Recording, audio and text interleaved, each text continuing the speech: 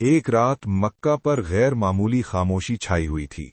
इसी खामोश रात में अबू जहल की सरकर्दगी में चंद कुफ्फार ने रसूल अकरम हजरत मोहम्मद सल्लल्लाहु अलैहि वसल्लम के घर को चारों तरफ से घेर लिया।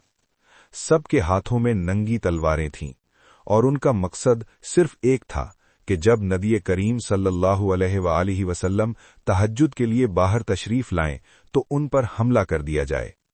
इसी लम्हे अल्लाह रब्बुल आलमीन के हुक्म से फरिश्ता जिब्राईल अलैहिस्सलाम नबी करीम सल्लल्लाहु अलैहि वसल्लम के पास आए। उन्होंने आपको आराम से जगाया और अर्ज किया, या रसूल अल्लाह, अब इस घर में रुकना मुमकिन नहीं। दुश्मनों ने आपके घर को घेर लिया है। अगर आप बाहर तशरीफ लाए तो वो आपको नुकसान पहुंचाएंगे। अल्लाह का हुक्म है कि आप फौरन इस जगह को छोड़कर मदीना की तरफ हिजरत फरमाएं। ये पैगाम पहुंचाकर जिब्राईल अलैहिस्सलाम वापस तशरीफ ले गए। नबी करीम सल्लल्लाहु अलैहि वसल्लम के करीब हजरत अली रज़ियल्लाहु अन्हु आराम फरमा रहे थे। आप सल्लल्लाहु अलैहि वसल्लम ने उन्हें जगाया और बताया कि अल्लाह की तरफ से हुक्म आ चुका है और अब मदीना की तरफ रवाना होना जरूरी है। हजरत अली रज़ियल्लाहु अन्हु ने ये सुनकर बिला झिझक अर्ज किया, या रसूल अल्लाह, आप एक लम्हा भी जाया न करें, फौरन रवाना हो जाएं। मैं आपकी जगह आपकी चादर ओढ़कर बिस्तर पर लेट जाऊंगा। अगर दुश्मन मुझे आप समझकर कत्ल भी कर दें तो मुझे इस पर कोई अफसोस नहीं होगा, बल्कि मुझे खुशी होगी कि अल्लाह ने मुझसे अपने नबी की हिफाजत का काम लिया। इसके बाद नबी करीम सल्लल्लाहु अलैहि वसल्लम ने दरवाज़ा खोला, मुट्ठी में रेत ली और बाहर मौजूद दुश्मनों की तरफ उछाल दी। अल्लाह की कुदरत से वो जर्रात हर दुश्मन की आंखों में चले गए और वो बदहवास हो गए। इसी मौके से फायदा उठाकर रसूल अकरम सल्लल्लाहु अलैहि वसल्लम वहां से रवाना हो गए। आप सीधे हजरत अबू बकर रज़ियल्लाहु अन्हु के घर पहुंचे और एक बार दरवाजा खटखटाया। फौरन दरवाजा खुल गया। नबी करीम सल्लल्लाहु अलैहि वसल्लम ने हैरत से पूछा कि इतनी गहरी रात में एक ही आवाज पर दरवाजा कैसे खुल गया। हजरत अबू बकर रज़ियल्लाहु अन्हु ने अर्ज किया, या रसूल अल्लाह, आपने 6 माह पहले फरमाया था कि एक दिन हिजरत का वक्त आएगा और मैं आपके साथ होऊंगा। उस दिन के बाद से मैंने कभी सुकून की नींद नहीं सोई। मुझे हर वक्त ये अंदेशा रहता था कि कहीं देर न हो जाए और दुश्मन आपको नुकसान न पहुंचा दें। फिर दोनों मदीना की तरफ रवाना हो गए।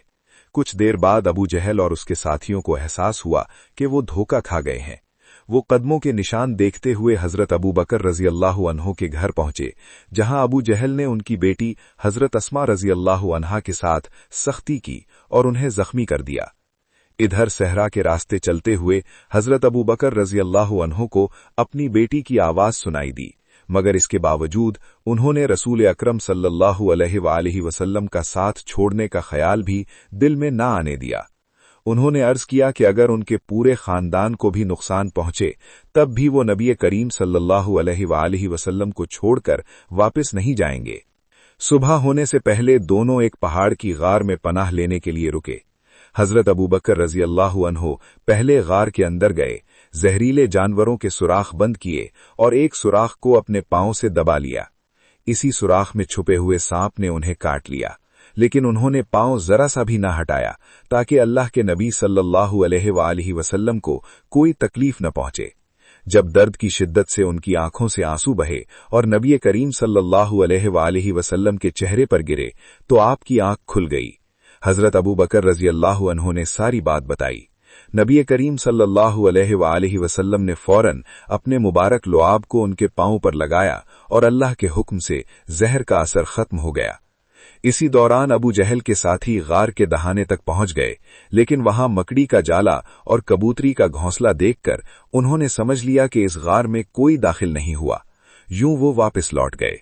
जब दुश्मन वहां से चले गए तो नबी करीम सल्लल्लाहु अलैहि वसल्लम और हजरत अबू बकर रज़ियल्लाहु अन्हु गार से निकले और दोबारा मदीना की तरफ सफर शुरू किया। रास्ते में वो उम्मे माबूद के खैमे पर पहुंचे, जहां अल्लाह की कुदरत से एक कमजोर बकरी से दूध जारी हुआ और दोनों ने पीकर तवानाई हासिल की।